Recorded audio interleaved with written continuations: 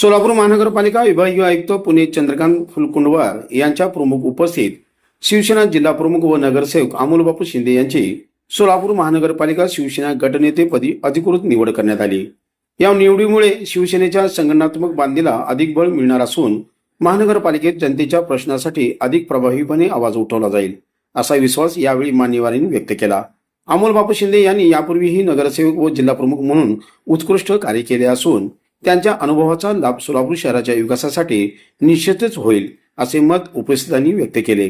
या प्रसंगी नगरसेवक अनिकेत दादा पिसे, नगरसेवक प्रियदर्शन भैया साठे, नगरसेविका सौ मनोरमाताई सपाटे, ज्ञानेश्वर सपाटे, अमोल कदम, आमिर मुजावर यांच्यासह शिवसेनेचे पदाधिकारी, कार्यकर्ते व नागरिक मोठ्या संख्येने उपस्थित होते। निवडीबद्दल अमोलबापू शिंदे यांचे सर्व स्तरातून अभिनंदन होत आहे।